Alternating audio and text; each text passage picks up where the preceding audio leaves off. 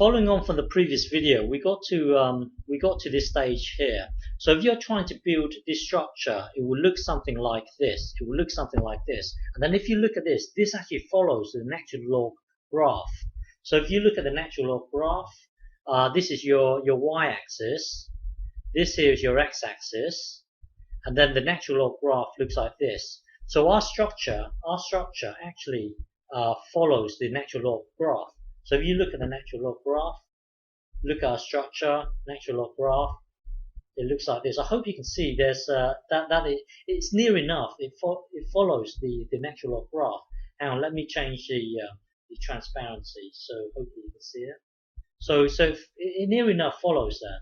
So our structure for some reason follows the natural log graph. It's quite strange in that we are building a structure in nature, but yet for some reason the natural log creeps into our situation, and then later on the number e creeps into our situation. It's quite strange in that we are building something in nature, but yet natural log creeps into this, and then later on the number e creeps into this. And one of the reasons why natural log and e creeps into the situation is because of this. It's because of this. If you look at the 1 over x graph, it looks like this. So one of the reasons why natural log and e creeps into our situation is because of this 1 over x thing. It's because of this 1 over x thing. 1 over x is the integral of the natural log of x, and the natural log of x is the inverse of e to the power of x. So one of the reasons why natural log creeps in and e creeps into our situation is because of this 1 over x thing. So in nature you often find that that natural log and e creeps into the situation. Well, in our case here, the reason why it creeps into our situation is because of this 1 over x or 1 over n thing here. 1 over x or 1 over n thing. So yeah, so it creeps into it. So now let me just give you an example. Hang on. So let's say imagine you're sitting at your desk and each block is 2 centimeters and the height of half a centimeter.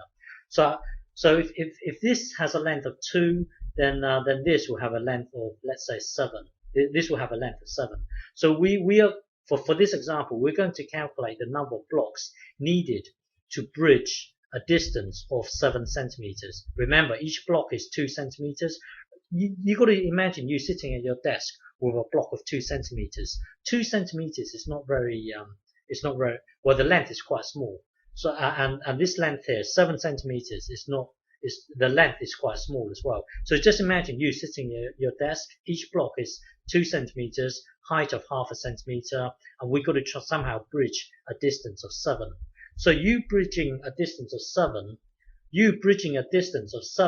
is really you. If you look at the natural log graph, it looks like this. You bridging a distance of 7 is really you wanting. This is the natural log here. You wanting to bridge a distance of 7 is really you trying to find a number n here in such a way that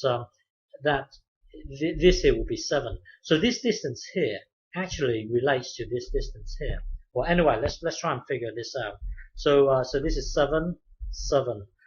So put 7 into here.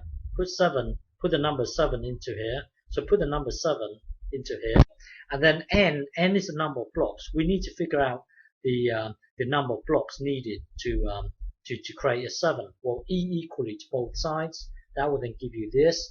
So n equals this. So you would need roughly 1,000 blocks. You will need roughly 1,000 blocks to bridge a distance of 7 centimeters. And then so you will need this many number of blocks in order to bridge that distance. If you think about it, hang on.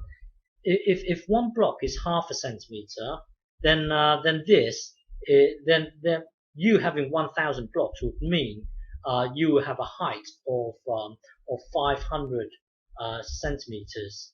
So that would mean a height of 5 meters. So if you imagine you sitting at your desk with each block being 2 centimeters and a height of half a centimeter, for you to bridge a distance of 7 centimeters, you would need roughly 1,000 blocks, and you would need to build it. The height will reach 5 meters. So if you think about it, that's half a centimeter from each block being for each block being 2 centimeters, you will need to go up 5 meters just in order to travel a distance of 7 centimeters. Well, I guess